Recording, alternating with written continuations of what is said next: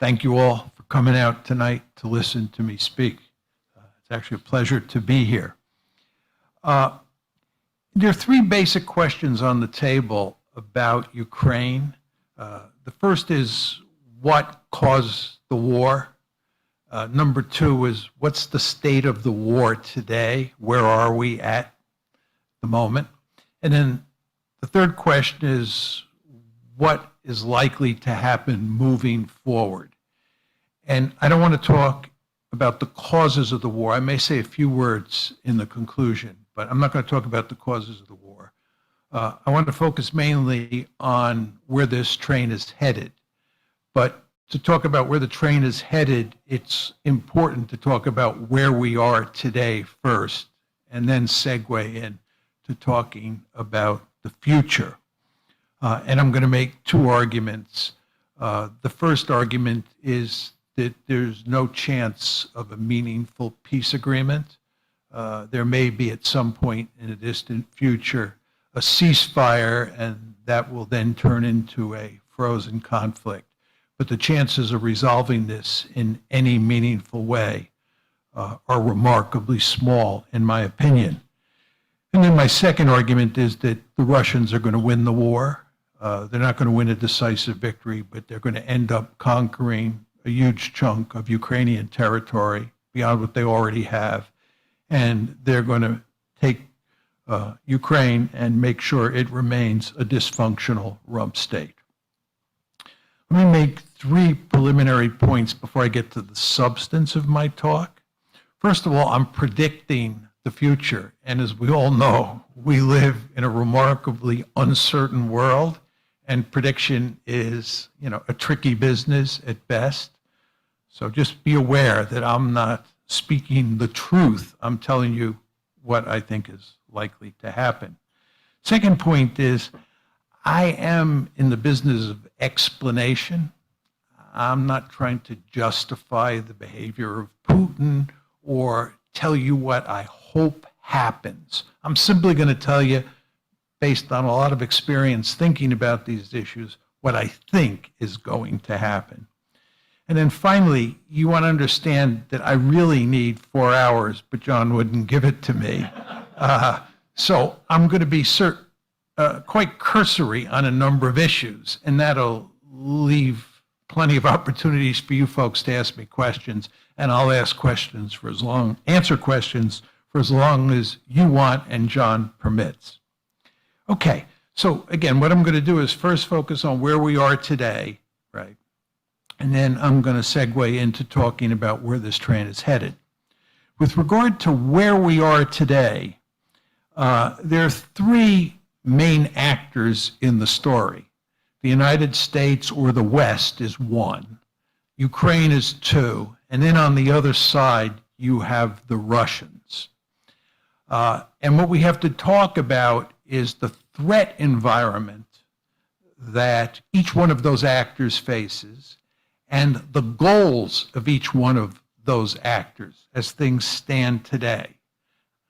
In other words, we want to look at Russia, the West, and Ukraine. Focus on what the threat environment is, what their goals are. And then finally, we want to say some words about what the situation is on the battlefield today. And that's the basic outline I want to take you through in talking about the present situation. First of all, with regard to Russia's threat environment, there's no question that the Russians believe that they face an existential threat from the West and from Ukraine working together against them. An existential threat in the sense that they believe that their survival is at stake. And I can unpack later, if people would like, what is meant by the term survival. But there's no question that Putin himself uses the phrase existential threat to talk about what the Russians are facing. Now, there are two layers to that existential threat. The first layer is the pre-war layer. And that one is all about the West's efforts, and here the United States was really in the driver's seat, to make Ukraine a Western bulwark on Russia's border. And that strategy or policy, of course, included NATO expansion, EU expansion, and turning Ukraine into a pro-Western liberal democracy. Those three policies packaged together were all designed, again, to make Ukraine a Western bulwark on Russia's borders. The Russians made it unequivocally clear from 2008 forward that this was unacceptable and that it was not going to happen, and they made it clear that they would destroy Ukraine as a functioning society before they would let it happen. That's the first layer of the existential threat.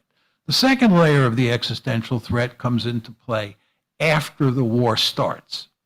Once the war starts, the United States has to stipulate what its goals are vis-a-vis Russia. And we have made it clear that our goal is to defeat the Russian military in Ukraine, to wreck its economy, and to, in effect, knock it out of the ranks of the great powers. There's also all sorts of rhetoric coming from the West and people in the administration, right, that make the argument that we should go beyond that and that we should pursue regime change. Then we should put Putin on trial. And there's even lots of talk these days about breaking apart Russia the way the Soviet Union broke apart in December 1991. This is the second layer of the existential threat. So there's no question that the Russians see themselves facing an existential threat. And I might add here that I have a number of friends who argue that the Russians are not facing an existential threat. My response to them is very simple. It doesn't matter whether you think they're facing an existential threat. The only thing that matters is whether they think they're facing an existential threat. And there the evidence is remarkably clear, in my opinion. So that's the threat environment for the Russians. Then the question is, what are their goals? Now, a lot of people think that the Russians are bent and have been bent since February 22nd, it's February 24th, 2022, in conquering all of Ukraine and in absorbing it into a greater Russia. The Russians have never been interested in that, and they're not going to try to do that. What the Russians are interested in doing is capturing a substantial portion of Ukraine and also making Ukraine a dysfunctional rump state. They have already formally annexed 4 oblasts plus the Crimea, and they have made it clear they have no intention of giving that territory up. I might add here that they don't control all 4 of those oblasts completely at this point in time. But those 4 oblasts plus Crimea make up 23% of Ukraine's territory. I also believe that they will take the 4 oblasts that are immediately to the west of those 4 oblasts, and this includes Odessa and Kharkiv. And once they do that, they will control 46% of Ukrainian territory. Dmitry Trenin, who is a well-known and well-plugged-in Russian strategist, argues that they will take those 8 oblasts plus Crimea, as I described it, but they will also take additional territory in the north of Ukraine that runs basically up to the part of Kiev that is on the eastern bank of the Dnieper River. Now, what will guide Russia's thinking in the conquest of this territory? First of all, there's the Donbass problem. The Russians have to make sure that they basically take and control all of the areas that have large numbers of ethnic Russians and Russian speakers. Because if they don't, they'll have the Donbass problem all over again. And you remember the Donbass problem from roughly 2014 to 2022, where you effectively had a civil war in that region between ethnic Ukrainians on one side and ethnic Russians and Russian speakers on the other. They don't want that to happen again. And the only way to prevent that from happening is to take all of the areas where you have large numbers of ethnic Russians and Russian speakers. And that's why I think for sure they'll take those other 4 oblasts to the west of the 4 they've already taken. That's the Donbass problem. Then there's the porcupine problem. The porcupine problem is they don't want to conquer territory that has lots of ethnic Ukrainians because, as you all know, the ethnic Ukrainians hate them and they will fight like wild dogs to resist the Russians, even if the Russian military wins on the battlefield. So they will stay away from the territories, in large part, that are west of the Dnieper River. Then they have to make sure that they take enough Ukrainian territory that they turn Ukraine into a genuine dysfunctional rump state. For example, it makes eminently good sense, so lots of Russians say, to take Odessa, because if they control Odessa in addition to all of what they now control, they basically control Ukraine's Black Sea coastline, and that will enable them to strangle the Ukrainian economy whenever they see fit. So my argument is they're going to take a lot more territory than they already have taken, if they can. And you want to understand that I have not said anything about the military dimension of this conflict. And it may be the case that they don't have the military capability to take all that territory. We'll discuss that later. But now my point is that in terms of the goals that the Russians have set for themselves, I believe, based on a series of articles and conversations with some Russians, that their interest is in taking a large chunk of Ukrainian territory and also turning Ukraine into a dysfunctional rump state and keeping it as a dysfunctional rump state. Now, what about the United States and the West? And when you talk about the West, the main focus is on the United States because the United States is the leader of the pack. But nevertheless, the Europeans do matter somewhat. I don't want to completely dismiss their influence. Let's talk first about the threat environment, as I did with the Russians, and then go to the goals. It's very interesting. Before 2014, this is when the crisis first broke out, you all remember, in February of 2014, February 22nd, 2014. Before that date, even though we were interested in expanding NATO eastward, there's no evidence in the public record that that was aimed at containing Russia. There's no evidence that we thought Russia was a serious threat before February 22nd, 2014. But of course, when the crisis broke out, we did a sudden turn, and all of a sudden, Russia became a really serious threat. And you all understand that the reason we did that was we did not want to blame ourselves for the outbreak of the crisis. We wanted to blame the Russians. So, of course, Russia had to be a threat.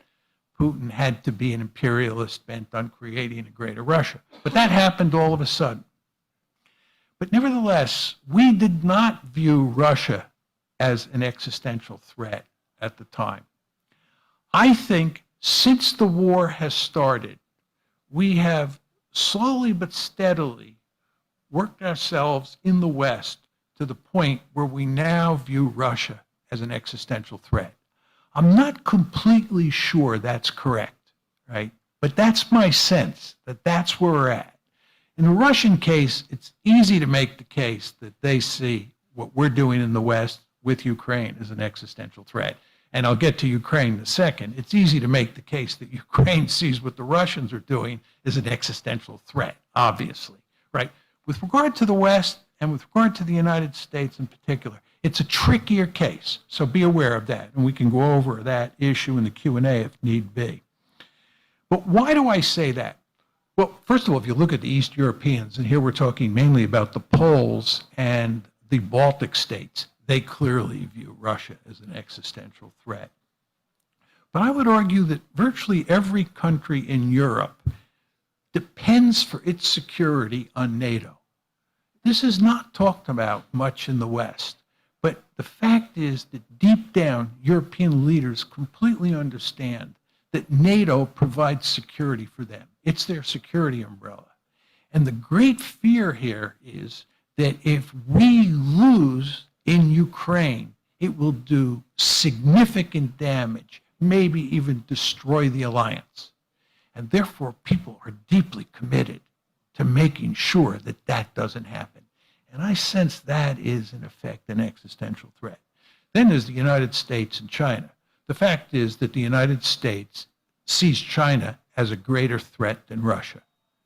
And in the United States, there's a widespread feeling that if we lose in Russia, that this will have a devastating effect on our ability to contain China. So we have to win. I think, in my opinion, there's no question that American policymakers view China as an existential threat. It's a peer competitor that's threatened to dominate Asia. We do not tolerate that. Russia's not a peer competitor, but if Russia wins in Europe and the United States has delivered a blow, it will have significant consequences for our position in Asia. Finally, I think there is a widespread perception that the Russians are a threat to the liberal international order. And even more importantly, this is a fight between democracies and authoritarian states. And if the Russians win, it'll be a devastating blow to the democracies in their competition with these authoritarian states. So you have somebody like King Charles, who recently said in Germany, the security of Europe as well as our democratic values are at stake. The security of Europe as well as our democratic values are at stake. I think that view is widespread in Europe and even in the United States. And in fact, these are the words that were recently introduced in a congressional resolution that has not been passed yet. Quote, United States interests, European security, and the cause of international peace depend on Ukrainian victory. All of this to me hints that we view what the Russians are doing as an existential threat. Now, what are our basic goals? I've already explained what our basic goals are, right? We are bent on, again, knocking Russia out of the ranks of the great powers. We're even talking, again, about regime change in Russia, putting Putin on trial, and maybe breaking apart Russia the way the Soviet Union was broken apart in the early 1990s. So our goals are remarkably ambitious. And by the way, they're consistent with the claim that I made a minute ago that we view Russia as an existential threat. If you look at what we're doing, it fits neatly with the claim that Russia is an existential threat or something very close to that. Furthermore, it's very important to emphasize that we remain firmly committed to bringing Ukraine into NATO. And of course, this is an absolute no-no for the Russians. Let me say a few words about the Ukrainians now. Their threat environment. They view the Russians as an existential threat. This is really a no-brainer. Given what the Russians are doing in Ukraine, it's clear that Ukrainians think they are facing an existential threat. And with regard to Ukraine's goals are basically the same as our goals. The Ukrainians have a deep-seated interest in seeing Russia knocked out of the ranks of the great powers. To put it in General Austin's words, the Ukrainians have a deep-seated interest in making sure that Russia never again has the power to invade another country. So the Ukrainians are with us in terms of what the basic goals are. So I think basically what you have here is a situation where both Russia and Ukraine clearly view the other side as an existential threat, and where I believe the West, including the United States, view Russia as an existential threat. Now, let me say a few words about the battlefield. It's very important to understand that this is a war of attrition. The basic goal of each side is to bleed the other side white. This is not a war of maneuver. There are no blitzkriegs here. This is Joe Frazier and Muhammad Ali standing toe-to-toe and beating the hell out of each other. This is a battle like World War I, fights at Verdun, at the Somme, and so forth and so on. It's a classic war of attrition. I think in 2002, for most of that year, I think the Ukrainians had the upper hand. And as you remember, in the late summer of 2022 and also in the early fall of 2022, the Ukrainians scored victories in terms of capturing territory in Kharkiv and in Kherson. And as you know, the Ukrainians were, at the end of last year, at the end of 2022, thought by many to be in a position where they could actually win the war, because 2022 was a good year. I believe that after the Russians mobilized 300,000 troops and begin to rationalize their military, make the necessary adjustments, I think what happened is that the Russians got the upper hand in 2023. And I think the Russians now have the upper hand. I think the fact that that the Russians just took Bakhmut, this fight that lasted for many months, and where the Ukrainians fought fiercely to contest the Russians. The fact that the Russians won, I think, is evidence that the Russians have the upper hand. I think the fact that the Ukrainians do not want to launch their counteroffensive is evidence that they're in trouble. The only reason they're thinking about launching an offensive, and may indeed launch that offensive soon, is because of tremendous pressure from the West. They don't want to do it because they understand that they're in trouble. And in a minute, I'll explain to you why that's the case. But despite the fact that I think the Russians have the wind at their back in 2023, in contrast to 2022, I don't think one could argue at this point in time the Russians have won the war in any meaningful way. So I just want to be clear, that's not my argument. I'm just making the case that today, when you look at the battlefield, you look at the military balance between the two sides, I think the Russians are in better shape than the Ukrainians. And I think, again, the Ukrainians were in better shape for most of 2022. All right, so let's shift gears now and talk about where we're headed. And let me focus first on the battlefield. And when I focus on the battlefield, I'll pick up from where I just left off, talking about the present situation on the battlefield. I'll talk about the future situation, and this is where I'll make the case that the Russians are going to win this war. This is, as I said, a war of attrition. It bears more resemblance to World War I than it does to World War II. And who wins a war of attrition is a function of three factors: the balance of resolve, the population size of the adversaries, and the amount of artillery that each side has. It's very important to understand that artillery is the main weapon when you're fighting a war of attrition. When I was in the Army, and then when I went to West Point, it was impressed upon us that artillery is the king of battle. And when you get into a fight like the Ukrainians and the Russians are now engaged in, the casualty exchange ratio is largely a function of the artillery on each side. So you want to ask yourself, as we think about this conflict, what does the balance of resolve look like? What do the population figures look like? And what does the balance of artillery look like? Because the balance of artillery tells you a great deal about casualty exchange ratios, which obviously matter greatly in a war like this. All right, start with resolve. In terms of resolve, I don't think there's any meaningful difference. Obviously, the Ukrainians are resolved to win this one and to get back their territory. Completely understandable.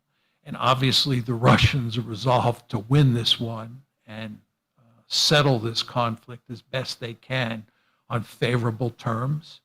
And given that they think they see an existential threat facing them, their resolve is great. So I don't see any meaningful difference in the balance of resolve. What about the balance of population?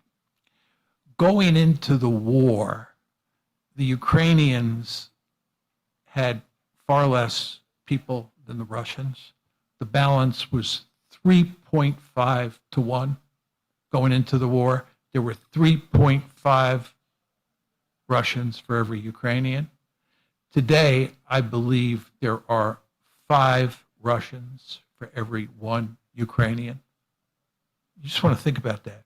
5 to 1 imbalance. You all understand that 8 million Ukrainians have left the country. 3 million have gone to Russia. And that 3.5 to 1 ratio that I gave you was based on the assumption that those Russian speakers and ethnic Russians in the Donbass counted as part of the Ukrainian population. They're now counted as part of the Russian population. I could go on and on about the numbers, but I think 5 to 1 is a good ratio to explain where we are at today. And this is bad news for the Ukrainians. Then we come to the artillery imbalance. Almost all of the reports on that balance say the number is either 5 to 1, 7 to 1, or maybe 10 to 1 in the Russians' favor. This has massive consequences. Massive consequences. You just want to think about what this war is all about. It's 2 armies standing toe-to-toe, trying to kill each other with massive amounts of firepower. And one side has a 5 to 1 or a 7 to 1 or a 10 to 1 advantage. The side that's on the lower end of that ratio is in the deep kimchi. This is really horrendous. And by the way, that country that's on the downside of that ratio in artillery also is on the downside in the population ratio. What do the casualties look like on both sides? Very hard to get numbers. If you press me, I could give you an estimate, but it would just be suggestive on what the actual numbers are. But let's just talk about what the casualty exchange ratio is likely to be. The Ukrainians often say, and it's reported frequently in the West, that 7 Russians die for every 1 Ukrainian. This is ludicrous. 7 Russians die for every 1 Ukrainian, given that artillery imbalance? This fails the common sense test. I think that the exchange ratio is more like 2 to 1. I think that 2 Ukrainians probably die for every 1 Russian. I have a number of friends who believe the number is higher. It's more like 3 to 1, maybe even 4 to 1. Again, just given those artillery figures, it's got to be 2 to 1 at least. So the Ukrainians are losing lots more people than the Russians are. Now, Let me argue against myself, okay? One could say John's wrong, because what John is ignoring is that the Russians are on the offensive. As you all know, the Russians are the aggressor here. There's no question about that. It was Putin and company who invaded Ukraine. They are the aggressor. They are on the offensive. And as you know, offenders usually suffer 3 casualties for every 1 casualty that the defender suffers. This is the famous 3-to-1 rule of thumb. You need 3 attackers. You actually need more than 3 attackers, right, to overcome 1 defender on the battlefield, because the offender is out in the open and is exposed to fire, whereas the defender is down in a foxhole or down in a trench and is protected somewhat, okay? So the argument against me is that because the Russians are the aggressor or the offender, they should be suffering 3 casualties for every 1 that the Ukrainians suffer. There's 3 problems with this argument. The first is that the Ukrainians have been on the offense almost as much as the Russians have been. As I said to you before, 2022 was a very good year for the Ukrainians because they launched offensives in Kharkiv and Kherson. And they were launching other offensives of a smaller nature in other places. People were talking about the Ukrainians' ability to engage in maneuver warfare. Okay? So if you look at the course of the war since February 24th, 2022, it's very difficult to make the argument that the Russians have been on the offensive more than the Ukrainians have been on the offensive. It looks like a wash to me. Another problem with this is if you look at the actual battles, places like Bakhmut, sort of other places where the Russians and the Ukrainians have really duked it out, what you discover is that the defender often counterattacks. And what that means is that the defender goes on the offense. So I spent a lot of time way back when studying Civil War battles and studying World War I battles. If you look at those battles and you look at who is the attacker and who is the defender, in some cases, this is true of Verdun, the offender actually suffers less casualties than the defender, right? And that's because the defender goes on the offense for defensive purposes. And the offender becomes the defender. And then the offender goes back on the offense, right? So you have this back and forth. Look at Civil War battles. You look at the 12 biggest Civil War battles. The casualty exchange ratios, regardless of who initiated the campaign, are basically 1-to-1 in a good number of those cases. It's really quite interesting. So it's very hard to say that in the battles that have been fought in Ukraine, that the Russians have been the attackers. And they therefore have suffered much greater casualties. Because even if they were initially the attackers, they morphed into defenders at different points, then went back to being offenders, and the same basic process was taking place on the Ukrainian side. And the end result is it's a wash. The third argument you want to keep in mind is that in the Western media, you see constant references to the Russians launching mindless frontal assaults or frontal attacks. Think of World War I, everybody getting up out of the trenches, charging across an open field and getting mowed down. And this is the picture that the media wants to give you of what the Ukrainians are facing when the Russians come at them. And of course, they're just mowing them down. And this is why there are 7 Russians dying for every 1 Ukrainian. This is a myth. It's just simply not true, right?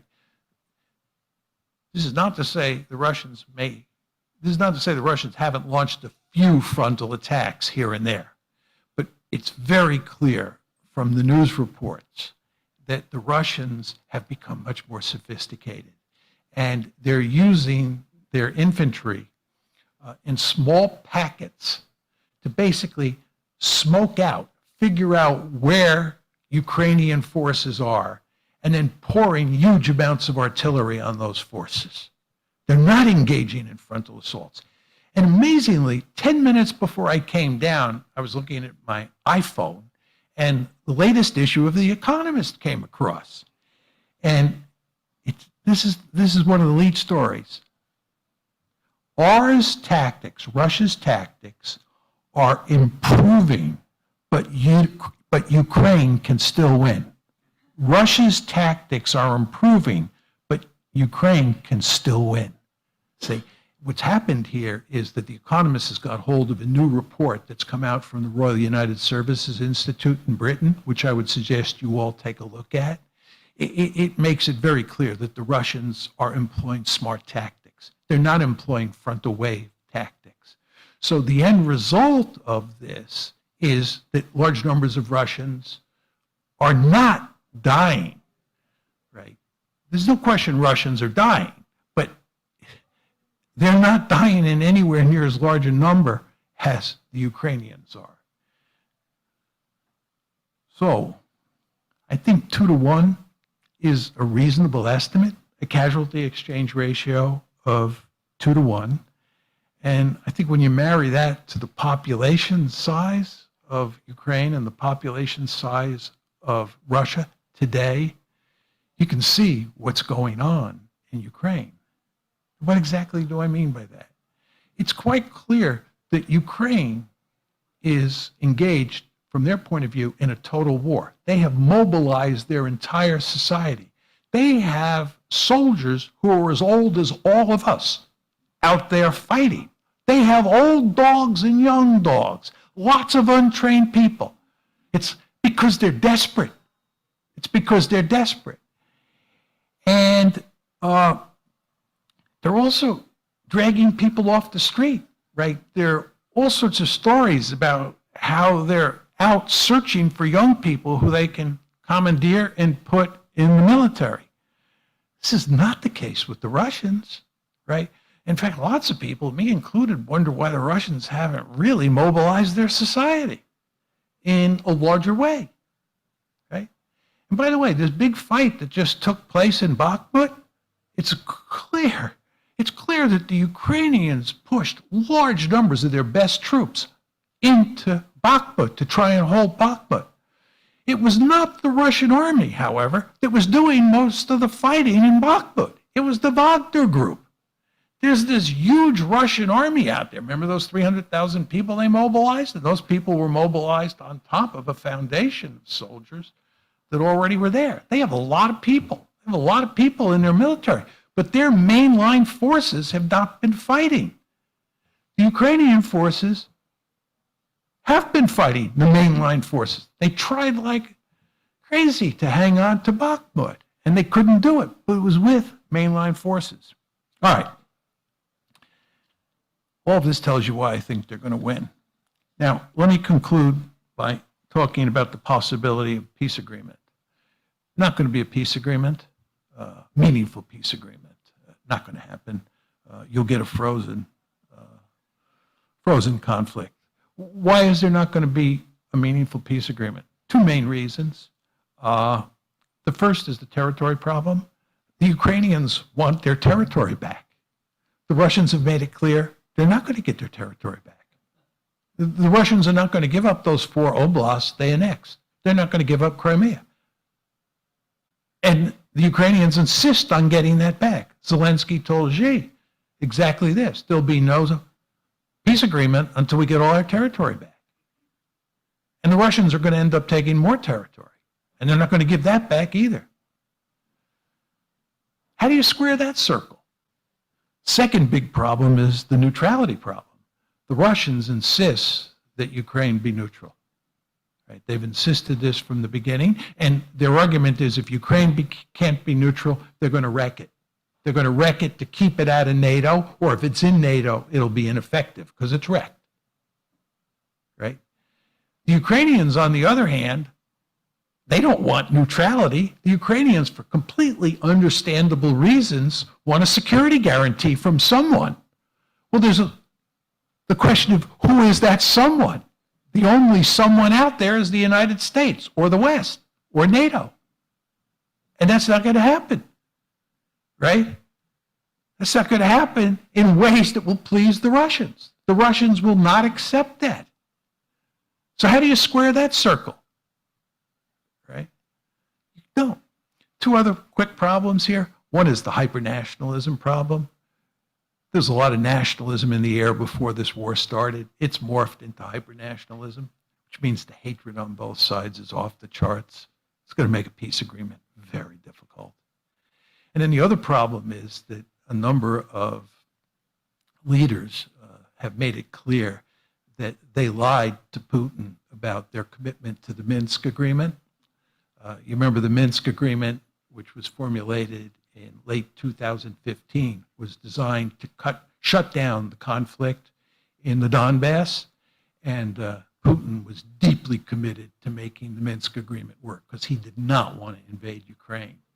Angela Merkel, Francois Hollande, Petro Poroshenko, and Zelensky himself have all said they never had any interest in making Minsk work, and all they were doing was buying time to build up Ukraine so it would be in a better position to fight Russia.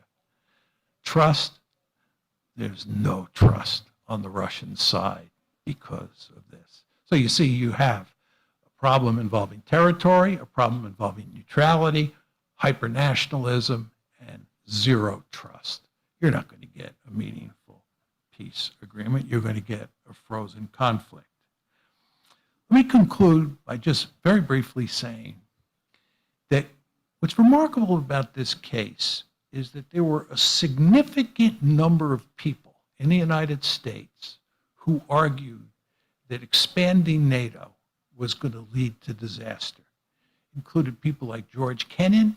It included people like the actual Secretary of Defense, Bill Perry, and the actual chairman of the Joint Chiefs of Staff in the Clinton administration, saying this was a disaster in the making.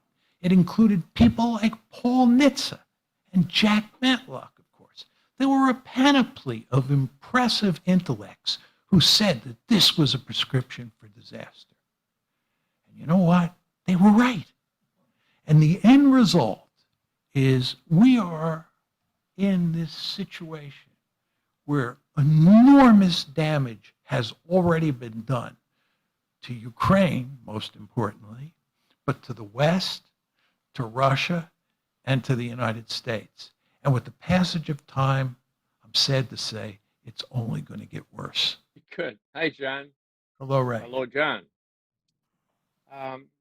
Two questions, really. The first one is just a small question, and that is, you don't get to Washington, D.C. very much. Have people in the State Department and the CIA and the Pentagon be after you to consult with you, given your expertise on this, or have you not heard anything from them this time?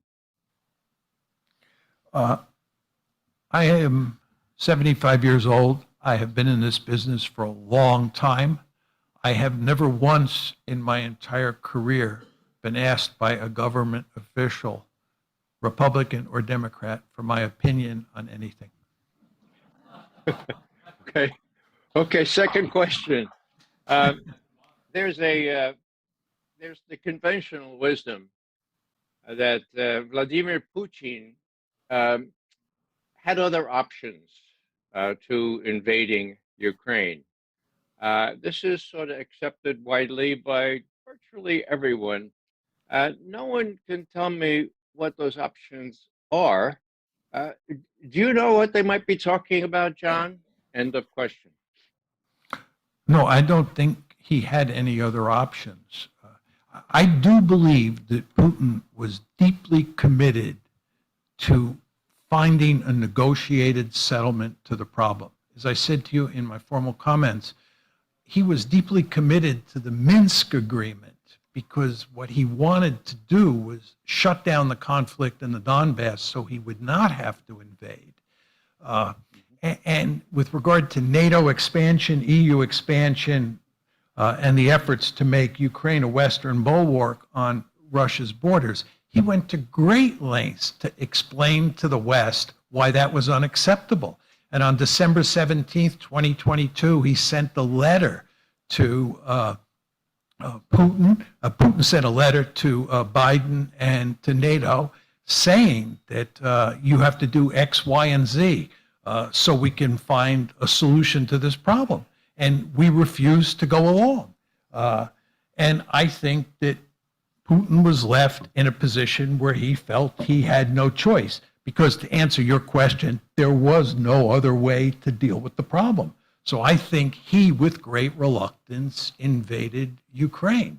But the more important question is, you know that Cy Hirsch's reports have suggested strongly that President Biden was responsible for destroying Nord Stream 1 and Nord Stream 2.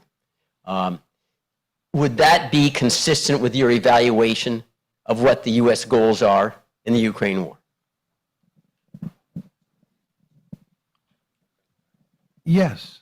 I think that the United States has been long interested, even before the war started, in severing the close economic ties between Russia on one side and Europe on the other side, especially Germany. And we have loathed Nord Stream for a long time.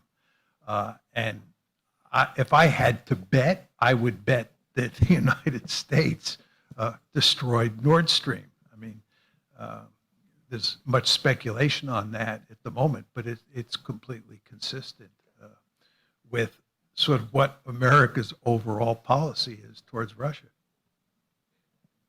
I think that there's no question that the Finns and the Norwegians fear Russia.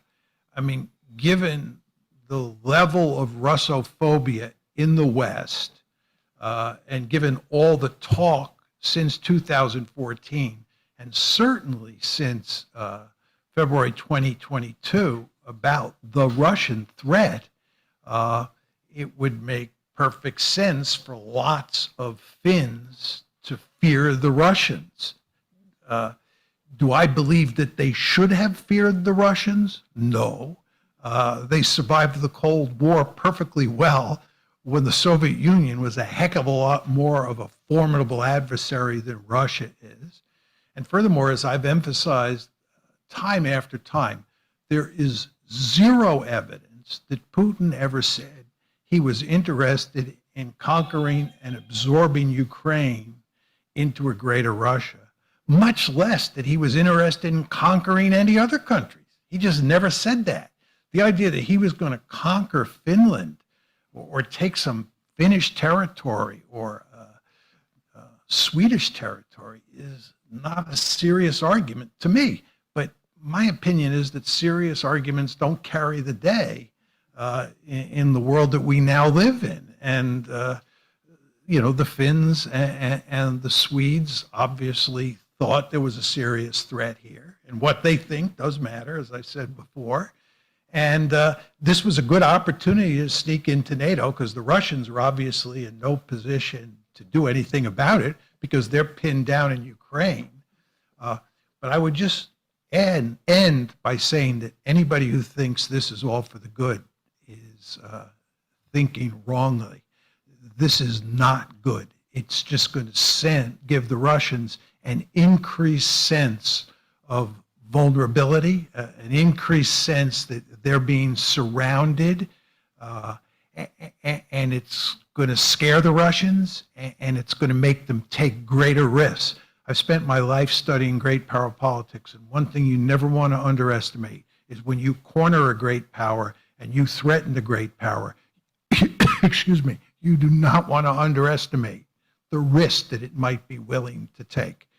And the Russians are in that category for sure.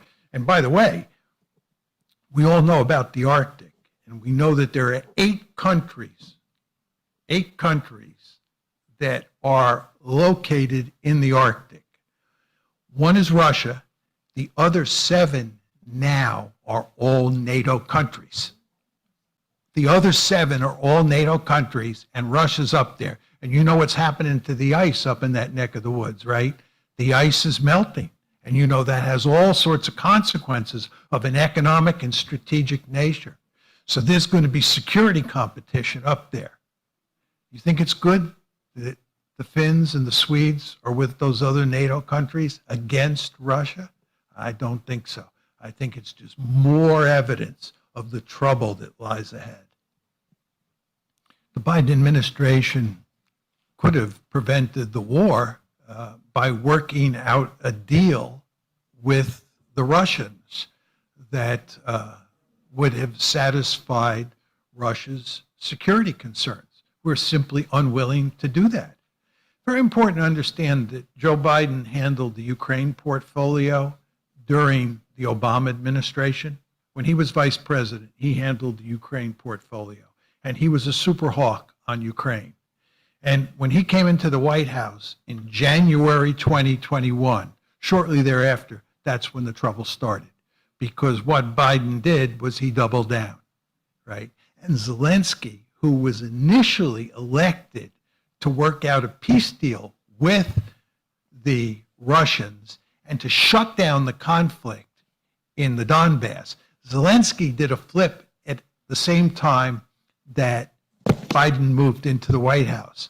Zelensky became deeply anti-Russian in early 2021, and he became deeply committed, which he hadn't been in the past, to bringing Ukraine into NATO. So Biden and Zelensky together, right, upped the ante. And what did the Russians do? You remember in April 2021, that's when the Russians mobilized their army and put large forces on Ukraine's border. It's no accident that that happened in April 2021, given that Joe Biden moved into the White House in January 2021. And then in December 2021, December 17th, that's when Putin sent the letter to Biden and sent the letter to Stoltenberg, right? And then in January 2022, Tony Blinken made it very clear in response to the December 17th letter that the United States was not going to change its policy one iota. If the West stops arming Ukraine, Ukraine is doomed, right? There's just no question about that, right? I mean, the Russians have an indigenous armaments industry that's actually quite impressive. They have an armaments industry that's designed to fight World War I. And since this war looks like World War I, they're in quite good shape. The Ukrainians, on the other hand, do not have an industrial base that comes even close to being able to fight this kind of war. So they're heavily dependent on us. And by the way, we have trouble. We have trouble giving the Ukrainians what they need. They need artillery. We can't give them artillery fast enough. That's the problem. That's why we're giving them things like tanks and talking about F-16s. We don't have the artillery to give to them, okay?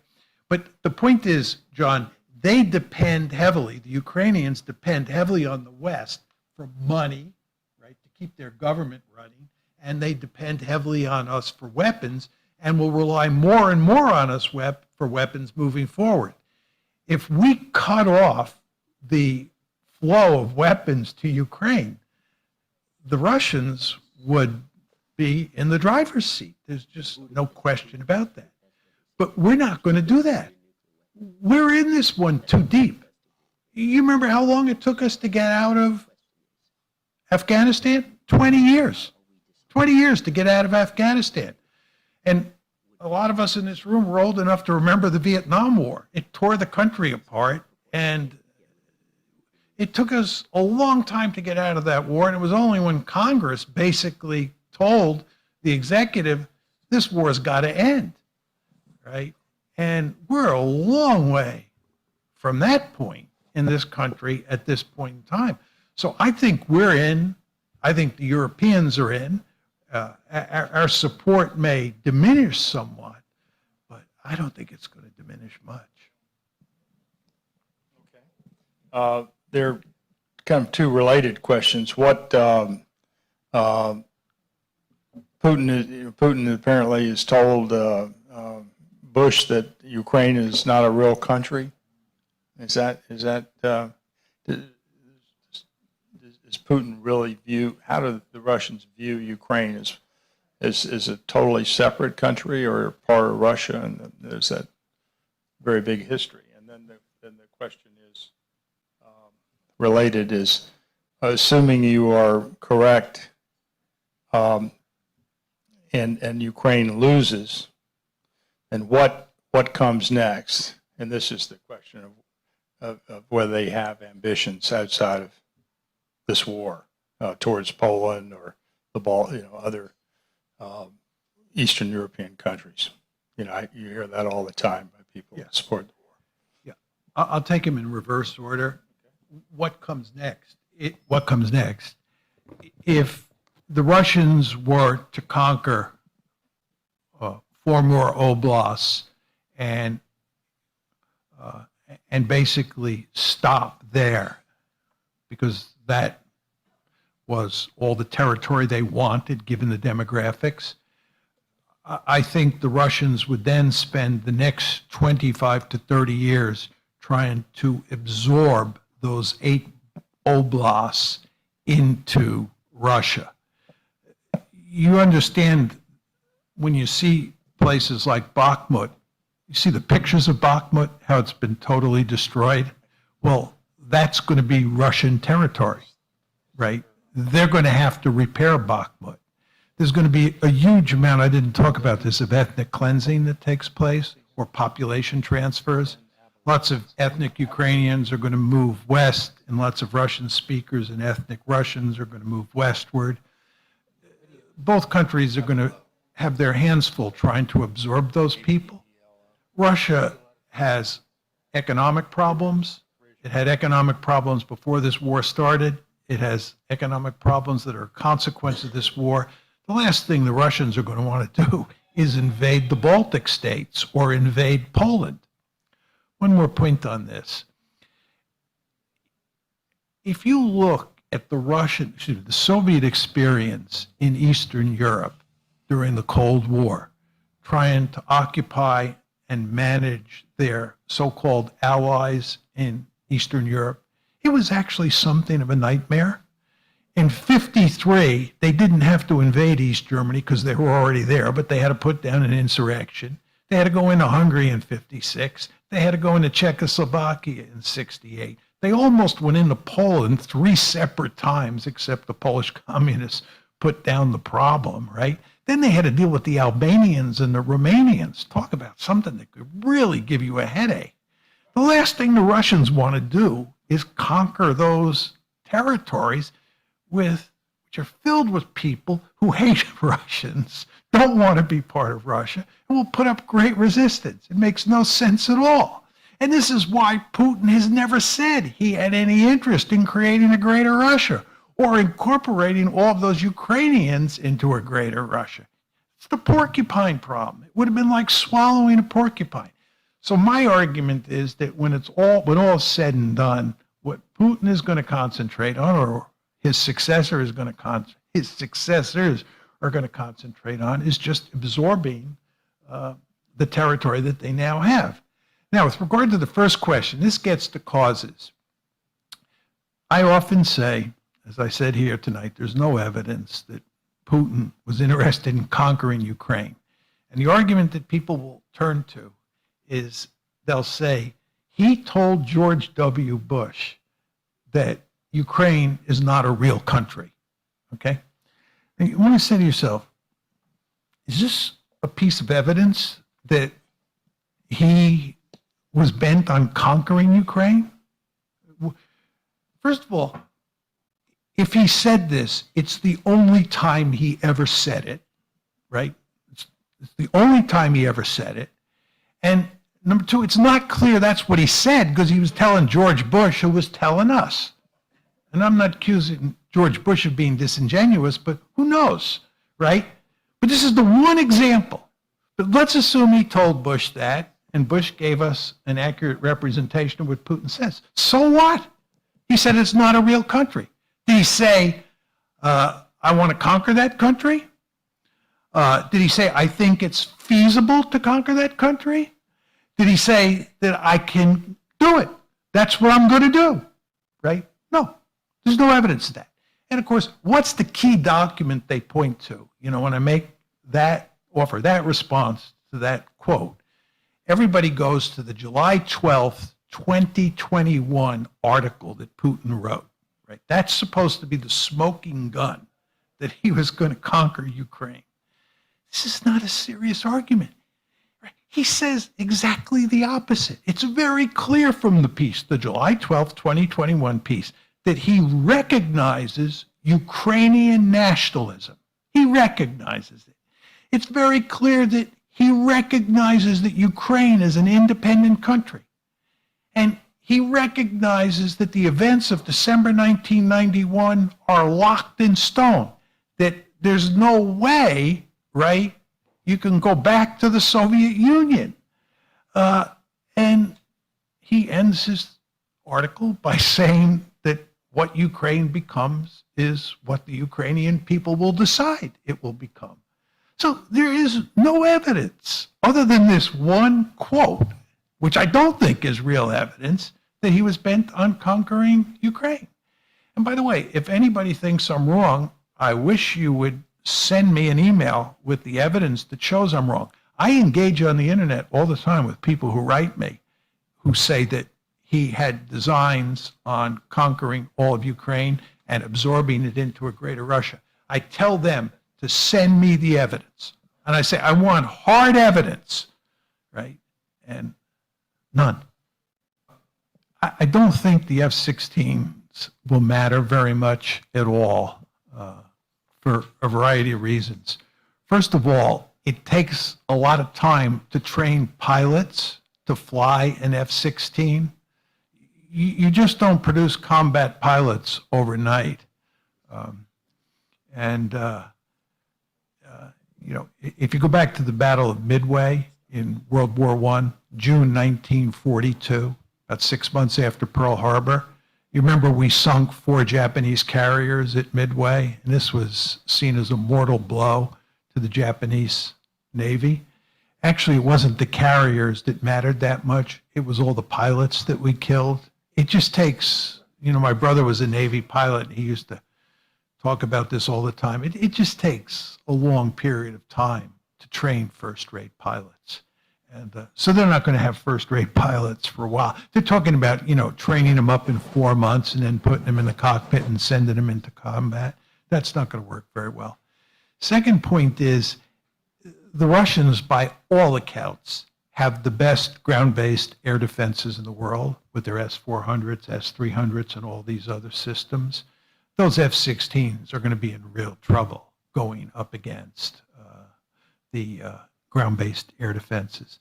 The other thing is that the Russians have a formidable air force of their own that has lots of combat experience, is gaining combat experience, and will be ready to engage those F-16s. I think the real danger with the F-16s is that the Ukrainians use them to attack targets in Russia. Right? This is the escalation scenario, right? And we apparently, President Biden apparently has told the Ukrainians in no uncertain terms that they cannot use the F-16s to attack targets inside of Ukraine. And inside of Russia, thank you. Yeah, inside of Russia.